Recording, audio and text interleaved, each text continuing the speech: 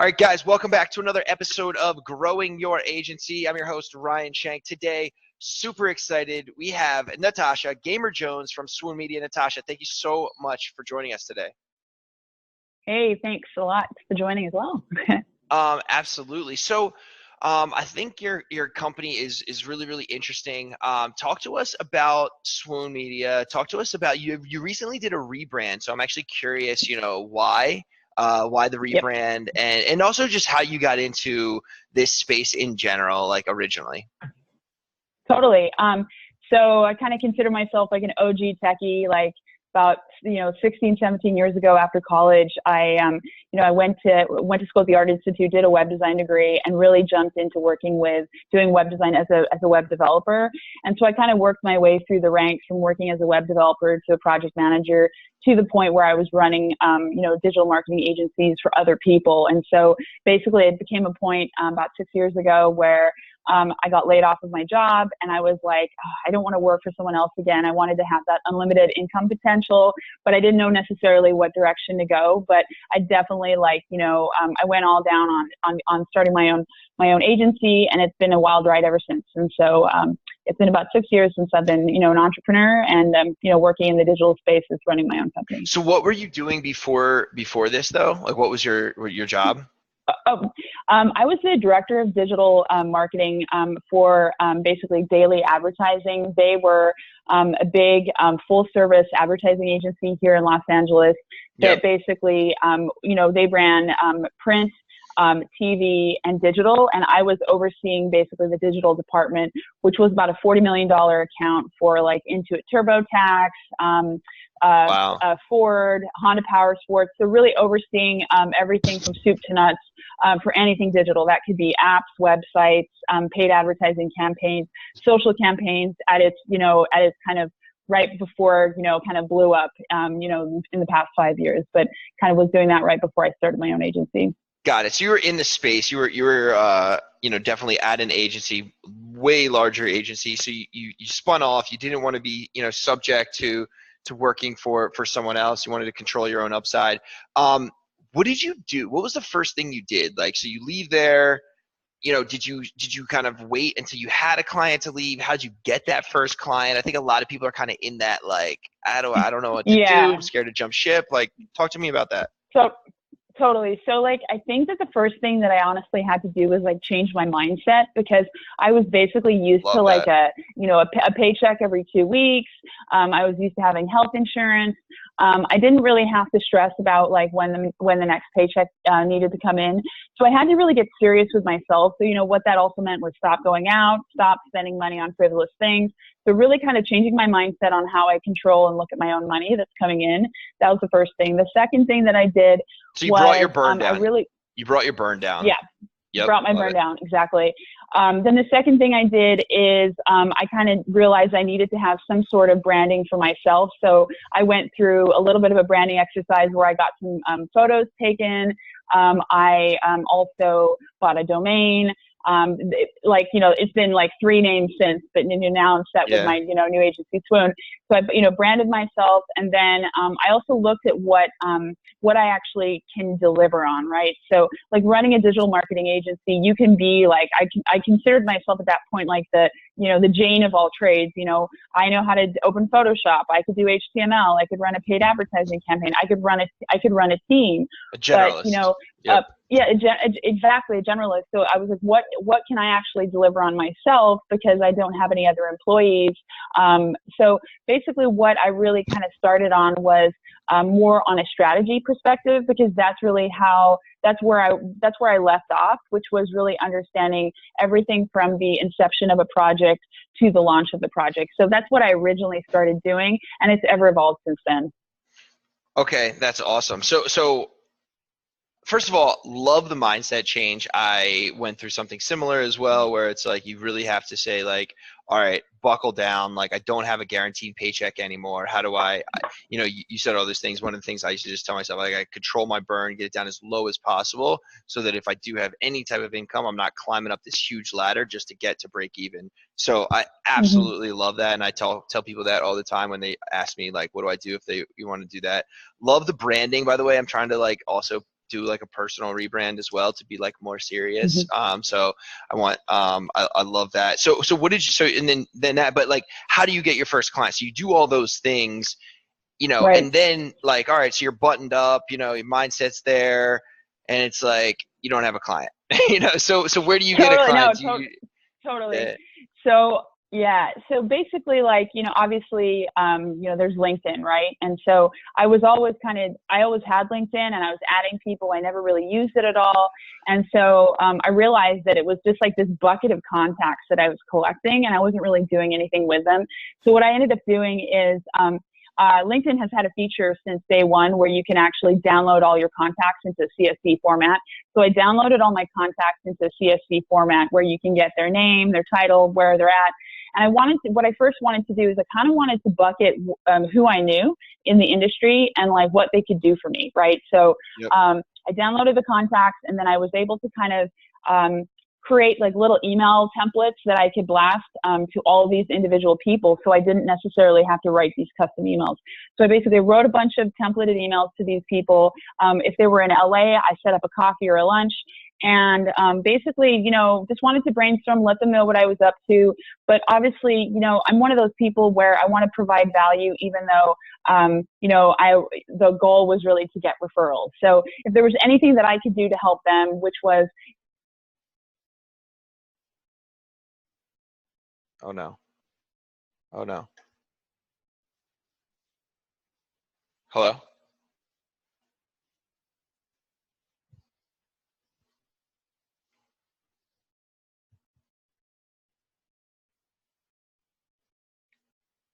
right, so we're recording now. Cool. All right, so I know we're in the middle of you're talking to me about getting your first client. You're setting up meetings. So you download the contacts from LinkedIn. You set up the meetings with people that can essentially give you referrals. So then what happens from there? You're talking to those people. Are you getting the referrals? Yeah, so I probably had like 20 coffee dates, you know, from that. And, you know, out of reaching out, let's say to 100 people, pretty good conversion, 20%. I'd say like 18 out, right. Yeah. Oh my God, I'm such a nerd, right? So 18 out of 20 people, I would say, were kind of like wah, you know, they're just like, oh yeah, like happy to help you, Natasha, whatever. You know, it's like, you know, everyone's busy, right? But and by the way, you want to say something? I was gonna say, what's the ask? Is the ask, hey, I'm starting this agency and I'm looking for businesses to help grow, or what kind of services, I guess, were? So it's, you know, this is the thing. I think that when an entrepreneur, you just like froze up. Can you hear me? Yeah, I can hear you. Okay, there you go.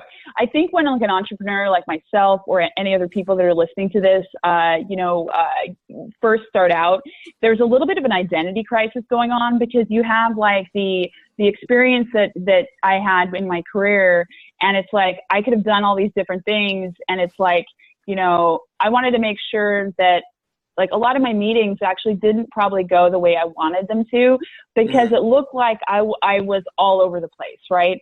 So I realized that after meeting with like all these people, I wasn't being very specific on what I wanted, right? I was maybe giving them value, saying, hey, you know, use me if you need to bounce some ideas off of, like, there's my value.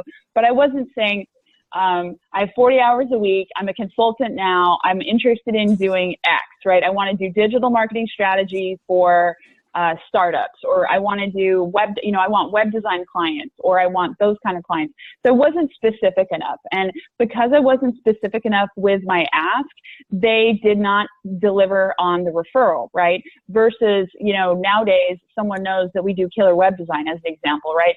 So we get a really great lead that's a big brand name, that's awesome, right? Because they know we do really great design, and it's a very specific thing. We also do all these other things maybe behind the scenes, but that one person knows we do really great design. So you kind of have to focus. You have to focus on what you really want.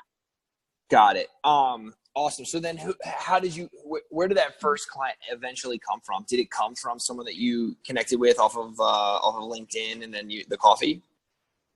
Yeah, so I ended up like connecting with this guy that I met actually at like a networking event, probably like the year before, and he actually was starting his own healthcare startup in Santa Monica, and Cool. he had like a co-working space, and he invited me over to his co-working space, and he's like, hey, maybe you should get a feel for what it's like to work in like a co-working environment where there's a lot of other entrepreneurs you can bounce ideas off of. And that was like such an excellent invitation because I was able to go there and actually didn't get business from him, but just by being in that kind of surrounding where there's a lot of people that are just like me, kind of trying to figure out like what's going on, whether they're starting their own product or company, I was able to, network. And from there, I actually got an introduction to a guy down in Orange County where I did I would consider that my first consulting gig under my agency, which was digital marketing strategy for his company. And so from there, that one client, it's like that snowball effect. You need that one client to give yourself that confidence to know that you can do it. So maybe, I could have been paid more, or I could have done something different to maybe have the engagement last longer. But that first connection really definitely gave me the confidence to know that I can make this happen. But at that point, then once that contract was over, it was like, okay, what's next, right? So then that's when I was like, okay, we need to have a biz dev strategy put together for this. So that's basically how that went.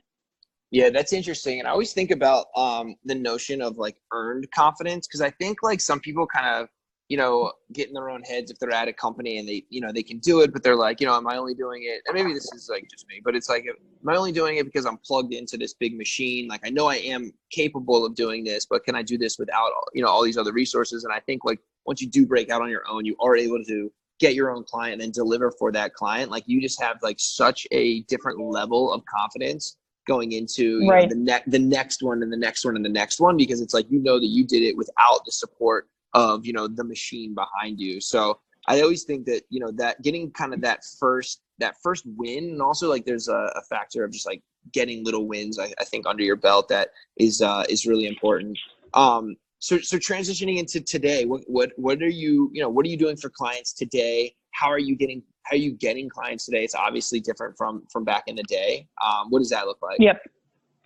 So we rebranded to Swoon Media. And so who we are is, we're a digital marketing shop, but what we focus on is we basically focus on one part human creativity, the other part AI.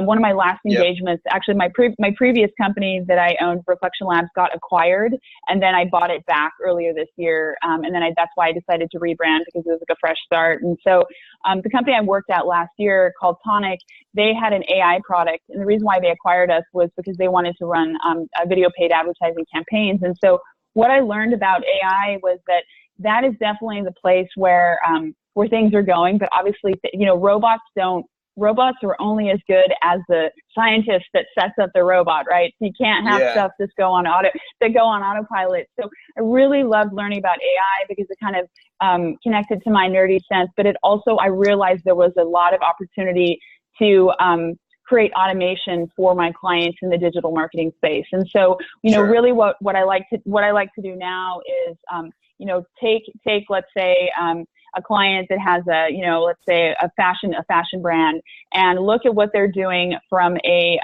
day-to-day perspective, which is like taking up their time, looking how you can automate that to save them time, to make sure that they have, they're able to, keep their clients coming back to their website, doing all different types of things. So, we're a mix of design, development, and using different types of AI tools really to deliver on clients, to deliver our clients' results. Got it. Awesome. And then in terms of, reporting back to clients, what are some metrics that you're reporting back to them on now? Is it leads? Is it, calls? Like what do they care about? Like, and I guess, along with that question is, what are the types of clients? Obviously like an e-commerce client would care about, purchases and ROAS and stuff like that. But, maybe you just kind of speak to that a little bit. Yeah. So, first of all, like for anyone listening, there's really two types of ways in advertising that I break down metrics. It's brand awareness or it's conversion, right? So brand awareness is if someone's paying for a paid advertising campaign just to make them go, get 1 million likes, or like represent, hey, this is a new brand in town. That might be one thing, right? So that's a brand. That's what I would consider a brand awareness campaign. The other type of campaign would be a conversion campaign. So a conversion campaign would be getting more e-commerce sales. It could be getting contact lead forms, if it's like a B2B type engagement. So really it's, if it's a client that is wanting to have the, hey, we're new in the space, that was what I would consider a brand awareness campaign. And if it's a client that's paying us basically for, let's say, a new e-commerce site, I would put that under the conversion based campaign, because everything that is based on either bucket is the metric, at the end of the day, right? And so that's kind of how I break it out. And then there's many metrics, obviously, that fall under either bucket. Okay. And then when you're meeting with clients, is it, are you going over the numbers, weekly, bi-weekly, monthly? And, is it a, meeting on the calendar, or are you sort of just pushing them a report? What does that, right. I guess, kind of like dynamic look like? So, I think it really depends on like the engagement. So like if you have an SEO client, or you're doing like a paid advertising campaign, obviously clients that are not educated in the digital marketing space, there's a learning curve where you have to do a little bit of education, where you have to explain to them what are the kind of important key metrics in SEO, what are the important key metrics in paid advertising, because I always say like SEO is the long game, and paid advertising is the short game. So the problem is that sometimes if you are reporting too frequently, it's almost kind of like they're not seeing results, because they're seeing all these reports where the tick is only going up a couple numbers, right? So to answer that question, it's really it's about kind of setting expectations in the beginning of the contract of what the goals of the engagement are, knowing that you can actually make those milestones. So for example, if a client's paying you for SEO and they're like, I want to be on page 1 for this key phrase, and you're like, their industry is like so saturated, right? Like whatever, Kylie Cosmetics is on number 1 and they want to be the next Kylie Cosmetics. So you have to let them know and say, this is who you are, this is who they are. And, if you want to be on page 1, in a short game, you have to do some paid advertising.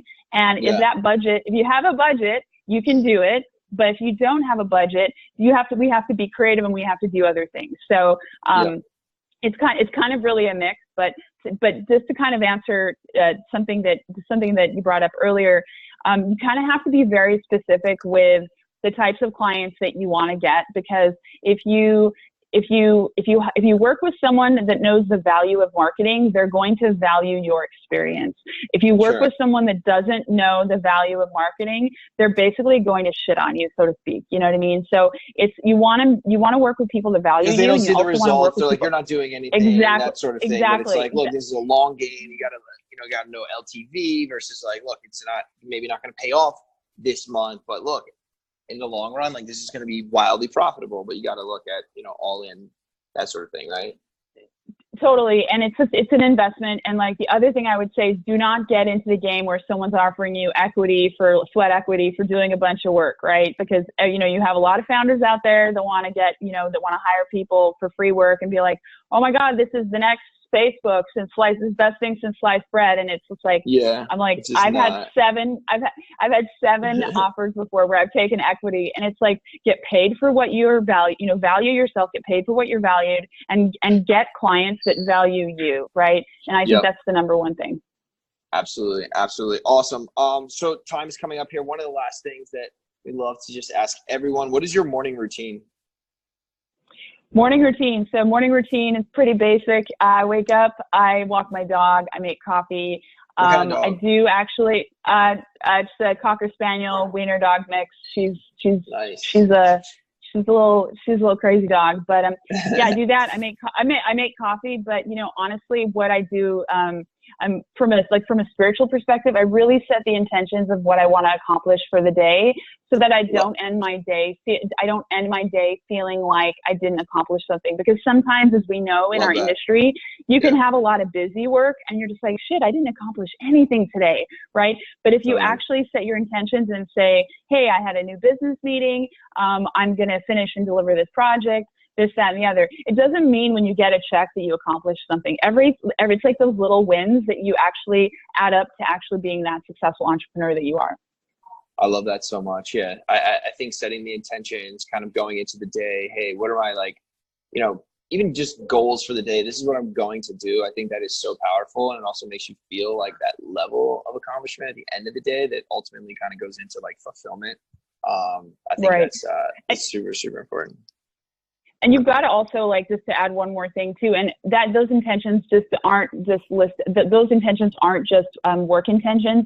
They're family. It's all about that balance, because I think a lot of entrepreneurs know that are listening to this, and even myself, it's super easy to work 17 hours a day, 7 days a week. There's always going to be something to do, but if you don't have that balance, you're going to burn out, and then you're gonna feel like you failed. So, you know, it's really about, like, I have these like 3 mantras. It's basically flex, focus, and free time.